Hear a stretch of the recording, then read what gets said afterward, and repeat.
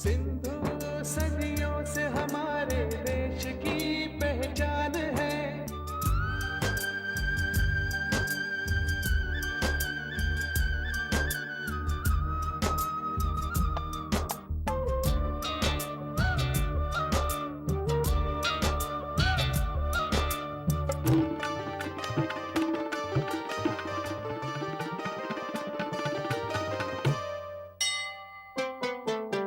देश के दुख सुख से इसका आज का रिश्ता नहीं,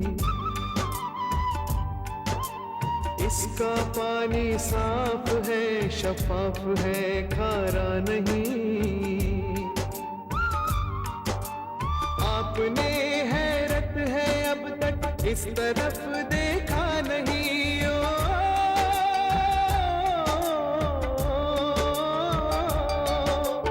आपने हैरत है अब तक इस तरफ देखा नहीं। जो सियासत ने बनाया है ये वो नक्शा नहीं, जो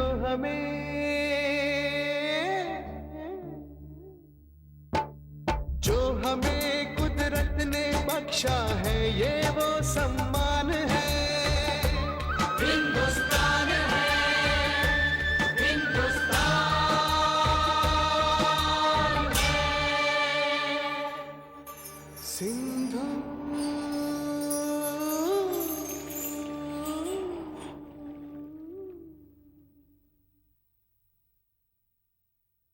महान सिंधु, आप तारा देवी के विषय में कुछ बता रहे थे। आपको ऐसा नहीं लगता कि तारा देवी की उपासना, जिसे तिब्बती डोलमा कहते हैं, वो हमारे यहां से प्रारंभ हुई थी? हिंदू शास्त्रों में तारा का नाम कई बार आया है। शक्ति के उपासक विशेषकर तांत्रिक उनकी उपासना करते हैं। मैंने तुम्हें पहले भी बताया है कि शक्ति की देवी की उपासना सर्वप्रथम यहीं प्रारंभ हुई। यत्र नार्यस्तु पूज्यन्ते नमन्ते तत्र देवता। सिंधु घाटी सभ्यता में शिव की शक्ति की उपासना प्रारंभ हुई। कराची के निकट हिंगलाज नामक स्थान हिंदुओं के लिए विशेष महत्व रखता है। पुराणों में वर्णन है, जब अपने पति शिव के सम्मान की रक्षा में सती ने आत्मदाह कर लिया, तब शिव देवी सती की मृत देह उठाए उस क्षेत्र में घूमते रहे। इसे हिंगलाज में ही सिंदूर सहित देवी सती का मस्तक गिरा। हिंगला सिंदूर को कहते हैं, इसीलिए वो स्थान हिंगलाज कहलाया। हिंदुओं का तीर्थ है हिंगलाज। बांग्लादेश और भारत से आज भी श्रद्धालु हिंदू बड़ी संख्या में हिंगलाज के लिए कराची की यात्रा करते हैं। सिंधुदेव, इस संदर्भ में सिंधु सौवीर की जो बात होती है वो क्या है? भगवान श्री राम ने सिंधु सौवीर का क्षेत्र अपने अनुज भरत को दिया था। सौवीर क्षेत्र आज मुल्तान कहलाता है। बुद्ध परंपरा में और साहित्य में सौवीर जो है उसको 7 जो महत्वपूर्ण राज्य थे उनमें से एक था, और जिसकी राजधानी रोरुक थी। मिलिंदपर्ण जो कि एक बैक्ट्रियन ग्रीक रूलर मेनेंडर हुआ है, उसके जो प्रश्नों को लेकर के जो ग्रंथ लिखा गया मिलिंदपर्ण में, वो भी इस सौवीर क्षेत्र से संदर्भ उसका मिलता है। महाभारत के अनुशासन पर्व में महर्षि वेद व्यास ने मुझे बहुत बड़ा सम्मान दिया है। व्यास कहते हैं कि मेरे जल में स्नान करने वाला स्वर्ग का अधिकारी बनता है। वैसे हमारे सभी नदियां हैं,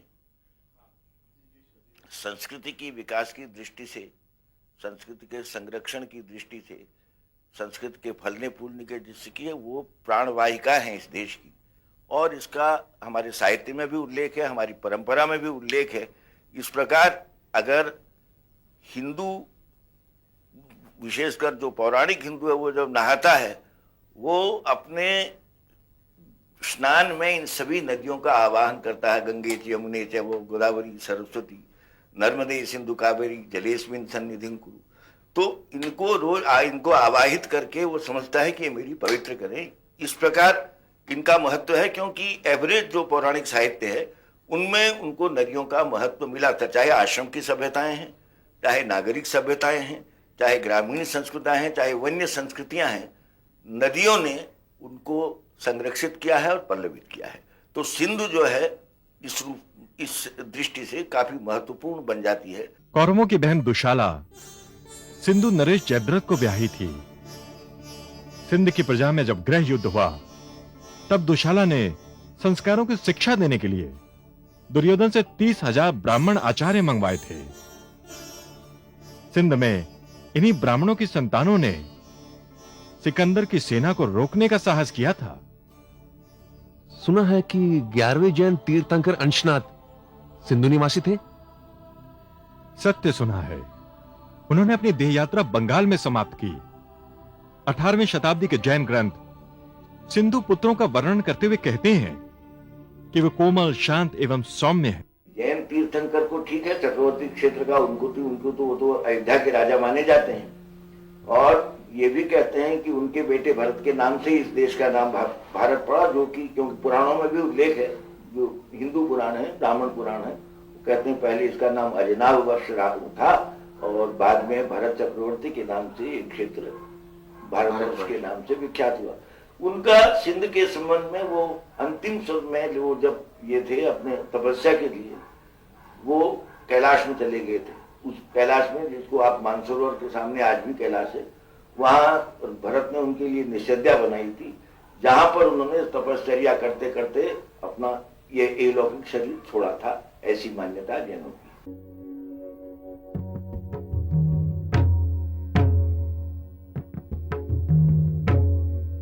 सिंधु पुत्रों के बारे में कहा गया है कि वो कला प्रेमी हैं, गीत, नृत्य, संगीत आदि में रुचि रखने वाले हैं। वो अपने प्रदेश से बहुत अधिक स्नेह करते हैं। संस्कृत के महान आचार्य कर्णन, जिन्होंने रास तरंगिणी में कश्मीर का इतिहास लिखा है, उन्होंने सिंधु और सिंधु पुत्रों का बहुत सुंदर ढंग से वर्णन किया है। उन्होंने बताया है कि कश्मीर राज की गज सेना का संचालन कुया पुत्र सिंधु करता था और तत्कालीन रानी दीदा का वो परामर्शदाता था। दीदा ने भी गज सेना के लिए सिंध से हाथी मंगवाकर सिंध का सम्मान किया था। सिंधु सरस्वती सभ्यता का अतीत अब वर्तमान बनने जा रहा है। वो कैसे सिंधुदेव? गुजरात में धौलावीरा क्षेत्र में खुदाई से मेरी सभ्यता के अवशेष प्राप्त हुए। पिछली बार गुजरात में आए भूकंप में विनाश तो हुआ, किंतु प्रकृति के इस कोप ने हमें पुनः सरस्वती की धारा का मार्ग बता दिया और वहां उस मार्ग पर कार्य प्रारंभ भी हो गया है। कुछ समय पश्चात तुम पुनः सरस्वती के दर्शन करोगे। मेरे नाम के साथ जुड़ी अदृश्य देवी सरस्वती पुनः प्रकट होंगी। महान सिंधु विभाजन के बाद आपको भूलकर हमने अक्षम्य अपराध किया, किंतु सिंधु पुत्रों ने आपको सदैव अपने ध्यान में, अपने हृदय में रखा। उस क्षेत्र को तो हमेशा जो एक भारत की सांस्कृतिक कल्पना के बाहर तो कभी भी नहीं गया, वो आज भी नहीं है। हम जब पूजा करते हैं, संकल्प करते हैं, तो क्षेत्र ठीक है, आज शायद पहले भी इतिहास में कभी रहा होगा, वहां आवागमन नहीं हो या किसी कोई दूसरा राज्य बने, मगर संस्कृति की दृष्टि से या भौगोलिक दृष्टि से वो भारतवर्ष का एक सांस्कृतिक रूप से जुड़ा हुआ रहेगा। सांस्कृतिक भारतवर्ष से, और राजनीतिक भारतवर्ष की बात मैं नहीं कहता हूं। इस नदी को देश की हर एक कहानी याद है, इसको बचपन याद है, इसको जवानी याद है। ये कहीं लिखती नहीं है, मुंह ज़बानी याद है। हो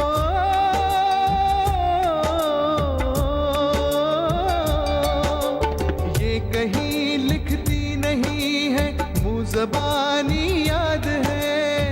ऐसी आसत तेरी हर एक मेहरबानी याद है। अपनी लहरों में, अपनी लहरों में छिपाए बांसुरी की तान है।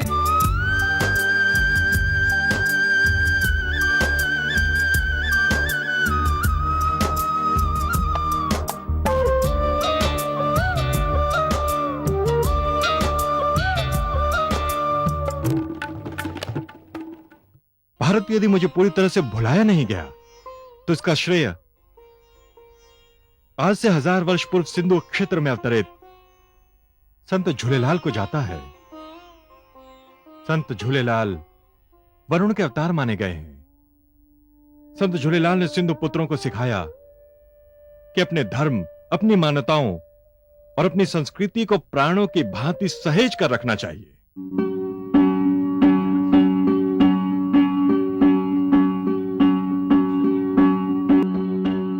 सिंधी समाज के आराध्य देव संत झूलेलाल वरुण के अवतार माने जाते हैं।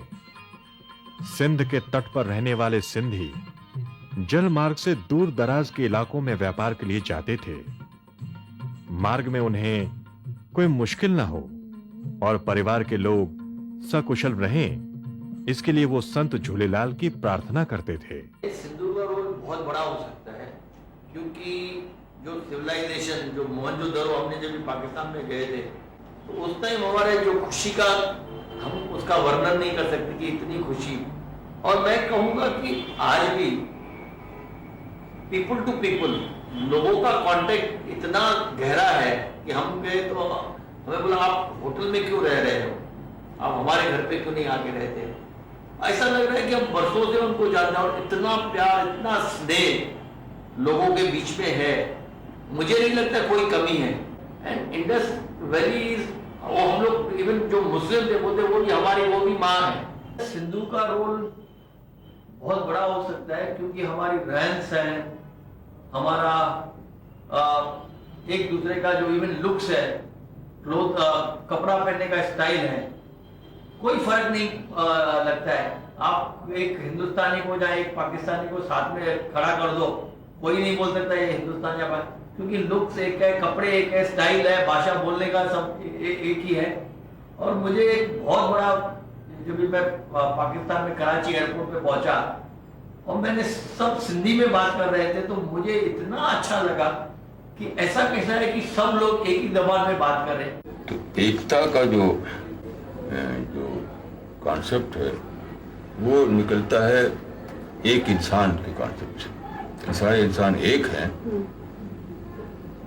इसलिए सबको एक होकर रहना है, यानी एक खुदा एक इंसान। व्यापार के क्षेत्र में सिंधी समाज आज भी बहुत आगे है। विश्व भर में फैले हुए हैं सिंधी, लेकिन जहां भी हैं सिंधु को नहीं भूले हैं। जिए सिंधी बोले बिछड़ जिए सिंधी बोले, जिए सिंधी बोले बिछड़ जिए सिंधी बोले, चेहरे खूब चले वांगुर बिछड़ जड़ का डोले, जिए सिंधी बोले बिछड़ जिए सिंधी बोले, निर्मला सिंधी माँ देशला, निर्मला सिंधी माँ देशला, सिंधिया में डोले, जिए सिंधी बोले बिछड़ जिए सिंधी बोले, निर्मला सिंधी माँ देशला, सिंधिया में डोले, जिए सिंधी बोले बिछड़ जिए सिंधी बोले। सिंध के लोगों ने लगातार हुए विदेशी हमलों में भी अपनी संस्कृति को जीवित रखा। सूफी संत इसका आधार थे और अपनी भाषा को बचाए रखने के लिए उन्होंने अरबी में परिवर्तन किए। भाषा में जो इस वर्तमान सिंध क्षेत्र के रहने वाले हैं, सिंध आजकल जो पाकिस्तान में है, सबसे बड़ी बात की जब उनको पुरानी भाषाएं, पुरानी लिपि उनकी समाप्त हो गई, जो भी कारण रहा हो, तो उन्होंने सिंधित्व जिसे कहेंगे वहां का, उसको जीवित रखने के लिए उन्होंने इतने परिवर्तन किए अरबी भाषा में कि जो भी भारतीय ध्वनियां थी, जो सिंधी ध्वनियां थी, ट ठ ल, वो सब उसमें जीवित रही और आज भी जीवित है। सिंध की एक विशेष बात यह भी थी कि यहां समाज में छुआछूत नाम भर के लिए भी नहीं था। शायद ये सिंध की धरती के संतों का प्रभाव था, जिन्होंने विश्व भर को प्रेम का संदेश दिया।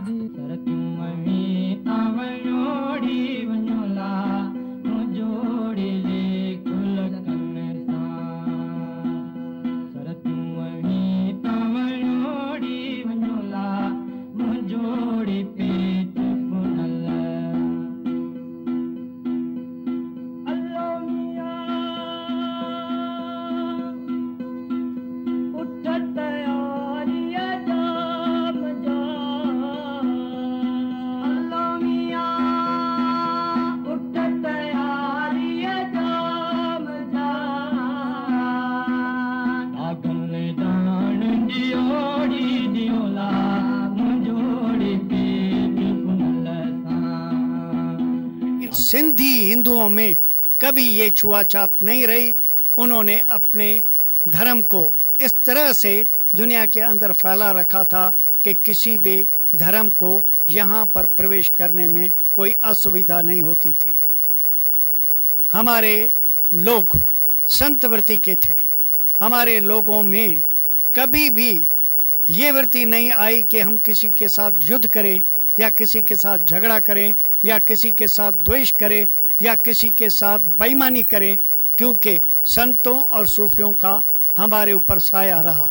इसीलिए सिंधु देश को संतों का देश भी कहा जाता है। हमारे यहाँ भगत कंवर राम जैसे लोग पैदा हुए जो भगत करते भी थे, गायन करते थे, नृत्य करते थे, लेकिन उनमें भी संत होने के उनमें भी एक गुण रहते थे जिसके कारण लोग उनकी पूजा करते थे।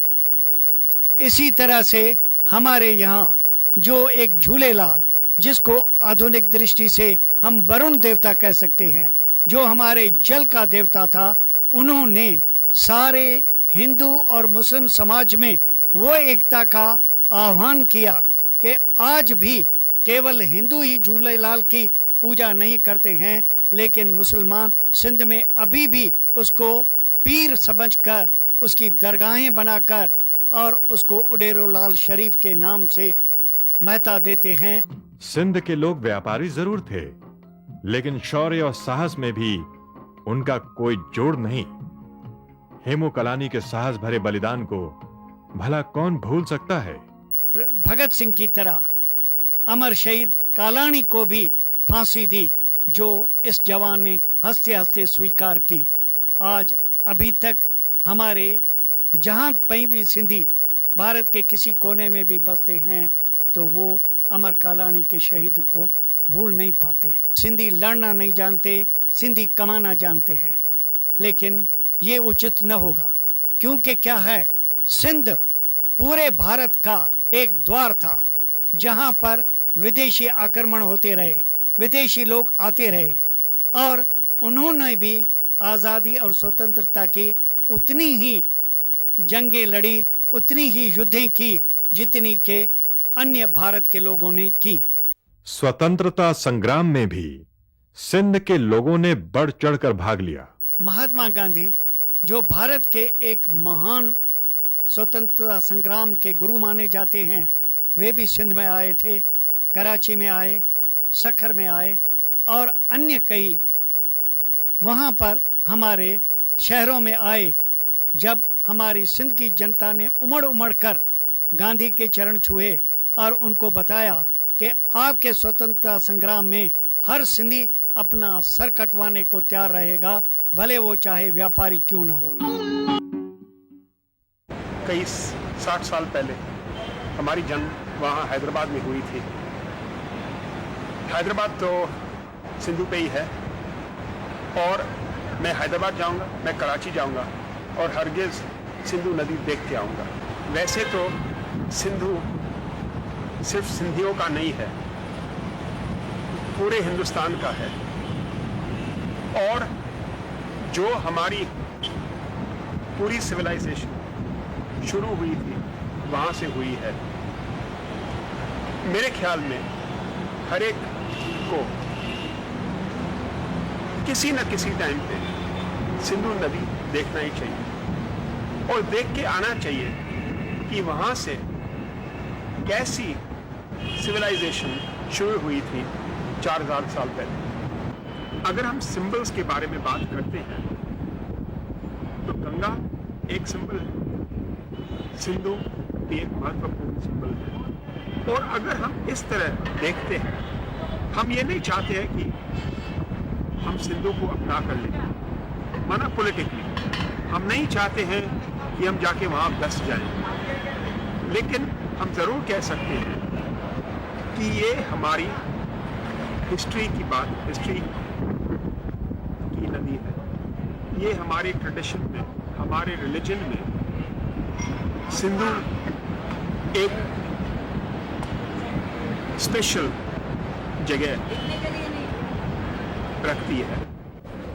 3 या 4 दिन के बाद मैं कराची जाऊंगा और मैं वहां यही ख्याल ले जाता हूं कि सिंधु नदी भेदभाव नहीं करती है, न पूछती है आप मुसलमान हो या हिंदू हो। और आपको पता है कि सिंधु नदी के किनारे पे दोनों रहते थे, प्यार से रहते थे, शांति से रहते थे और एकता से रहते थे। मेरे ख्याल में यही है सिंधु का संदेश, प्यार, एकता और शांति। सिंध तो सिंधु सरस्वती सभ्यता का महत्वपूर्ण केंद्र रहा ही है। पाकिस्तान के पंजाब प्रांत में बहावलपुर जिले में सरस्वती हाकड़ा जलमार्ग के दोनों ओर भी सिंधु सरस्वती सभ्यता के महत्वपूर्ण स्थल मिले हैं।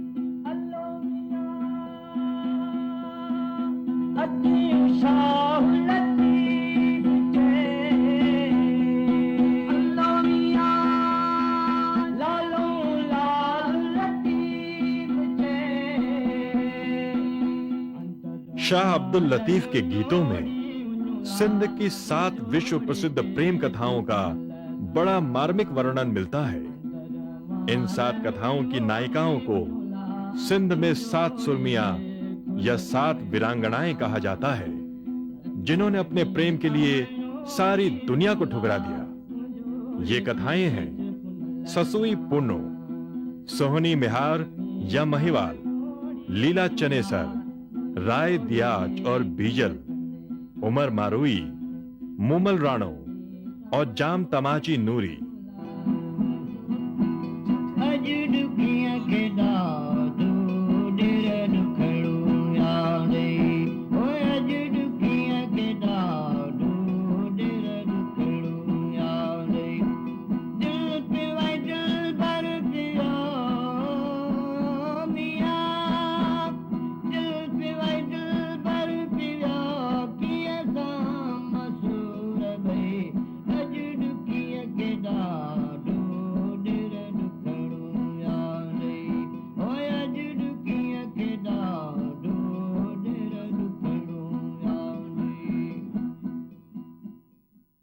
सिंधु नदी के बारे में प्रसिद्ध कवि हैदर बख्श जटोई की कविताएं सिंध के बच्चे बच्चे की जुबान पर है। ऐ सिंध के प्राण, खुदा के वरदान, ऐ नूरे हिंद सिंधु, मैं तुझ पर कुर्बान।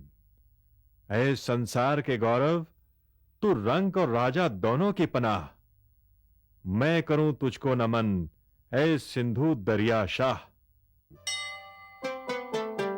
देश के दुख सुख से इसका आज का रिश्ता नहीं,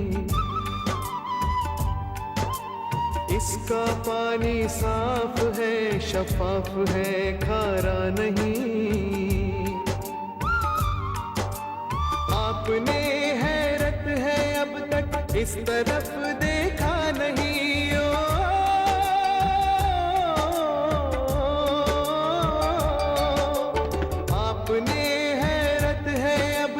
इस तरफ देखा नहीं, जो सियासत ने